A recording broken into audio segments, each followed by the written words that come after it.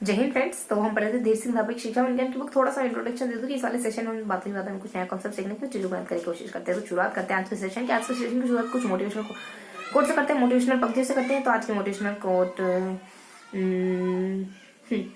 नन्ही चींटी चढ़ती दीवारों पर, नन्ही चींटी जब दाना लेकर चढ़ती है, चढ़ती दीवारों पर 100 बार फिसलती है। मन का आपा रगों में विश्वास भरता है, चढ़कर गिरना गिरकर चढ़ना न करता है। मुट्ठी उसकी खाली हर बार नहीं होती, क्योंकि आगे आप दोहराएंगे। ठीक है, हाँ तो चलिए शुरू करते हैं आज के सेशन को। देखो आज हम क्या पढ़ रहे थे। आज हम बेसिकली आज हम पढ़ेंगे कुछ 2-3 बालकों के बारे में पढ़ेंगे। प्रतिभाशाली बालक, पिछड़े बालक हो जाते हैं, मध्यबुद्धि बालक हो जाते हैं। ज्यादा कुछ नहीं देखेंगे इन बालकों में। 2-3 परिभाषा देखेंगे, दैट्स ऑल। इन 3 पेजेस में इतना ही गिवन है। बाकी जो जानकारी है वो कॉन्सेप्चुअल जानकारी, जिनको हम आसानी से कर सकते हैं, हम वो पढ़ेंगे जो हमारे एग्जाम में बहुत ज्यादा जरूरी है। ठीक है, और हमें अच्छे से मार्क्स नंबर दिला पाए। ठीक, प्रतिभाशाली बालकों में 2-4 परिभाषा देख लेंगे, मध्यबुद्धि बालकों में 1-2 परिभाषा देखेंगे, और पिछड़े बालकों में 1-2 परिभाषा वगैरह, और इस पर किसकी स्टडी वगैरह मेनली परिभाषा 1-2 परिभाषा। ठीक है, 3-4 परिभाषा जाना, टोटली कुल मिला के 10 परिभाषा पढ़ने वाले आज के पूरे सेशन में, दैट्स ऑल।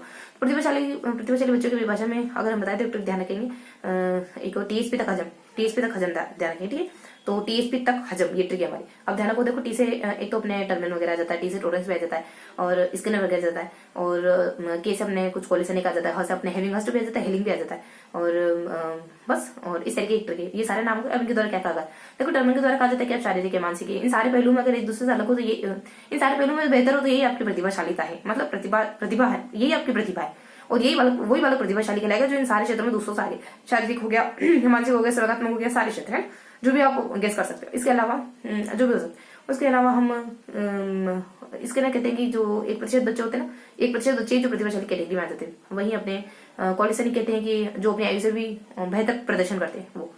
और फिर अपने 1-2 परिभाषा देती है, हैविंग हस्ट और हेलिंग। हेलिंग कहते हैं जो शैक्षिक दृष्टि से अच्छे होते हैं, और हैविंग कहते हैं कुछ, हैवी कहते हैं बिग है ना, जो अनोखा प्रदर्शन करते हैं। इस तरीके से ध्यान रखेंगे। बस यही कुछ परिभाषा थी। तो कैसे ध्यान रखेंगे, देखो क्वालिफिकेशन आप आपके आयु के लोगों को कॉल करना पसंद करते हो ना, आप बड़े बूढ़ों से बात करना पसंद नहीं करते हो, और सामने मतलब सेम एज ग्रुप के बच्चों से बात करना पसंद करते हो। और हेलिंग से ध्यान रखोगे, लिंग यानी लड़कियों मतलब लिंग भेद यानी लड़कियों को सेंटर करके कहते ना ये बात। तो लिंग से ध्यान रखो, लड़कियां, तो लड़कियां पढ़ने में ज्यादा अच्छी होती है, ऐसे मान के चलो। होती नहीं होती है उसमें नहीं जाना आपने, है ना, होती है बस ये समझो।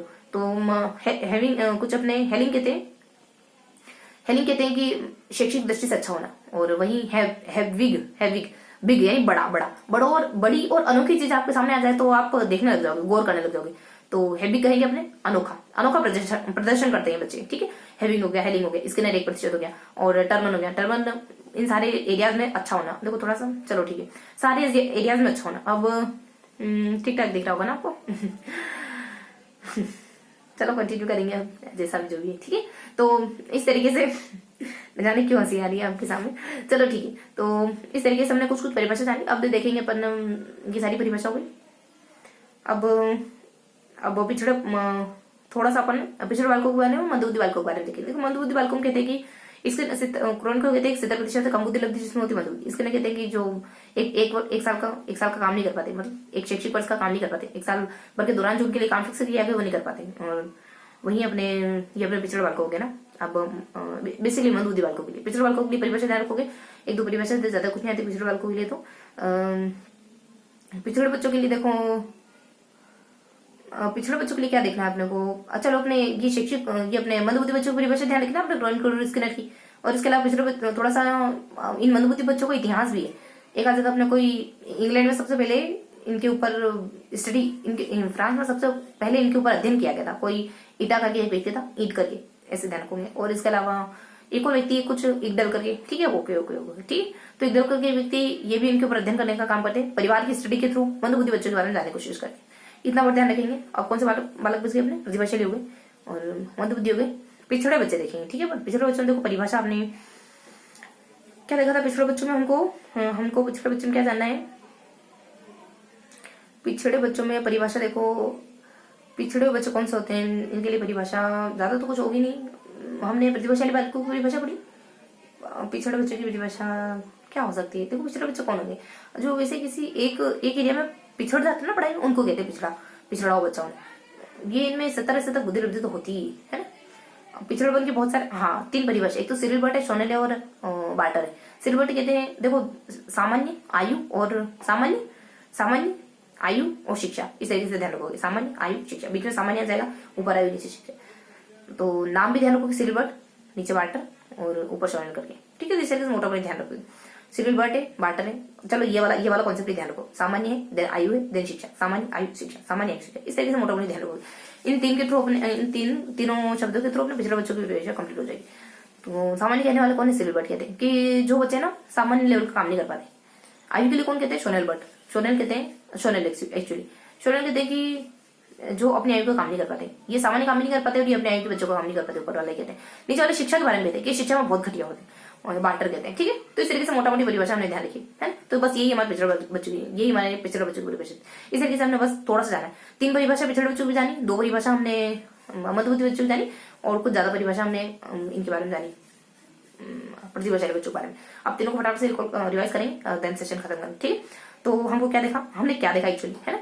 तो हमने प्रतिभाशाली बालकों की परिभाषा देखी बहुत सारी, लगभग 5000, और 2-3 परिभाषा हमने पिछड़े बच्चों की, और 2 एक्यूरेट 2 परिभाषा, एग्जैक्ट 2 परिभाषा हमने मंद बुद्धि बच्चों की देखी। सबको याद कैसे करोगे, या तो टीएसपी तक हजम कर जाते हैं, इतना सारे जीके पढ़ना है, टीएसपी वाले लोग तक पढ़ लेते हैं, तो नॉन टीएसपी ऐसा माना जाता है। टीएसपी में लोग शैक्षिक से पिछड़े, तो वो तक हजम करके इतना सारे जीके वो तक पढ़ने को रेडी हो जाते, मतलब आना खाने नहीं करते, तो तुम तो नॉन टीएसपी, तुम तो अच्छे से पढ़ेगा, ऐसे ध्यान रखो, है ना। थोड़ा सा लॉजिकल तरीके से होगा तो याद रहेगा।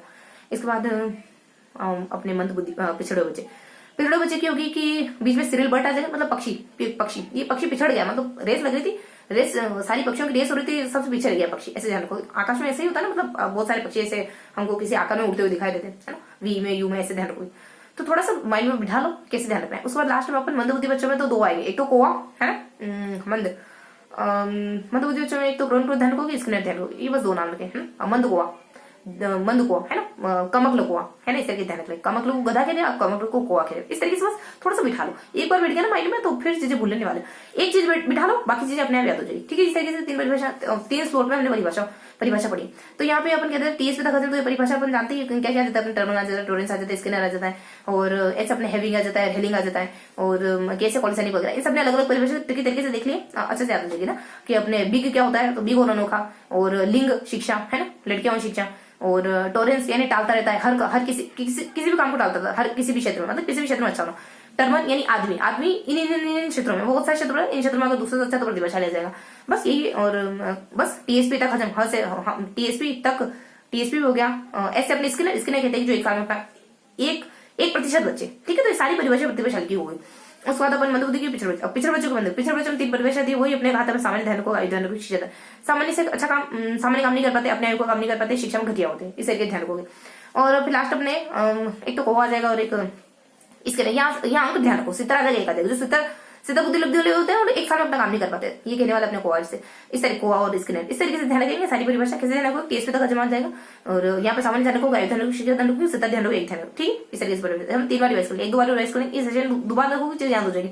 जानते हो, कहोगे फास्ट बोल रहे हो, लेकिन देखो माइंड स्लो, जब हम फिर धीरे धीरे हो जाते हैं तो माइंड उस तरीके से वर्क करता है, हमारा माइंड बहुत फास्ट है, तो क्यों ना इसका यूटिलाइज करा जाए, ठीक है। बहुत सारी चीजें पढ़नी है तो थोड़ा फास्ट होना पड़ेगा, ठीक है। अब हमने थोड़ा और मतलब 1-2 बार रिवाइज कर लेते, देन सेशन खत्म करते हैं। प्रतिभाशाली बच्चों की टीएसपी तक हजम है, और उसके बाद अपन सामान्य ध्यान रखेंगे, आयु ध्यान रखेंगे, शिक्षा ध्यान रखो, उसके बाद अपन सिद्धांत ध्यान रखो, एक ध्यान रखो, ठीक है। ये हमारा फर्स्ट बार फिनिश हो गया। लास्ट बार फिनिश करते हैं। हमने क्या देखा प्रतिभाशाली में कि टीएसपी तक हजम कर जाते हैं, इसके बाद टीएसपी तक हजम, उसके बाद पिछड़े बच्चे आ जाते हैं, मंदबुद्धि पिछड़े बच्चों के लिए सामान्य कहते थे, उसके बाद आयु कहते थे, नीचे शिक्षा कहते थे, और लास्ट में अपन कहते थे कुछ 70 और 1 कहते थे, ठीक है। तो इस तरीके से हमने कुछ परिभाषा पढ़ने की कोशिश करी। तो ये था हमारा इसका पूरा सेशन। आई होप आपको चीजें समझ आई होंगी, है ना। और अब आपको पीडीएफ पढ़ने की दरकार जरूर होगी, अगर इसके बाद आप पीडीएफ पढ़ लेते हो, चीजें आपको अच्छे समझ आएगी, क्योंकि मैंने ना फैक्चुअल चीजें आपको बता दी।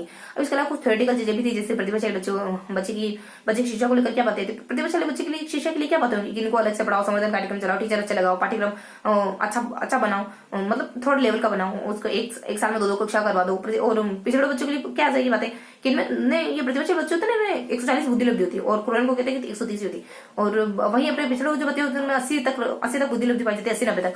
और पिछड़े बच्चे के कारण क्या होते हैं, पिछड़े बच्चों को क्या क्या समस्या होती है, बहुत सारी समस्या होती है, उनको शारीरिक समस्या होती है, इनको संवेगात्मक समस्या होती है, कुछ मनोवैज्ञानिक समस्या होती है। तो ये कुछ बेसिक बातें जो हमको पढ़ने की जरूरत होती नहीं है, हम समझ जाते हैं इतना, तो ठीक है, क्योंकि बेसिक अंडरस्टैंडिंग हो जाती है इतना पढ़ते पढ़ते। लास्ट में अपने कुछ मंद बुद्धि बच्चों को लेकर भी बातें आती है कि मंदबुद्धि बच्चों में क्या क्या विशेषता पाई जाती है। देखो मंदबुद्धि बच्चों में शारीरिक न्यूनता पाई जाती है, उनके शरीर के अंगों को लेकर भी कहा जाता है कि उनमें कुछ कुछ विकार वगैरह रहते हैं। बाकी शारीरिक, सामाजिक, शैक्षिक, संवेगात्मक सारी समस्याएं इनको होती है। ठीक है, तो ये वैसी वैसी बात है, मैंने थोड़ा थोड़ा आपको आइडिया दे दी। अब आप चाहो तो पीडीएफ भी पढ़ सकते हो, है ना। मैं आपको टेलीग्राम चैनल का लिंक वीडियो के डिस्क्रिप्शन में दे दूंगी। तो ठीक है, सेशन को खत्म करते हैं। आई होप ये चीज आपको क्लियर हुई होगी और थोड़ा सा आपको सहूलियत मिलेगी चीजों को याद करने में। तो फिर मिलेंगे ऐसे ही अगले वीडियो में। तब तक के लिए ईमानदारी से पढ़ते रहिए, हंसते रहिए, मुस्कुराते रहिए। जय हिंद।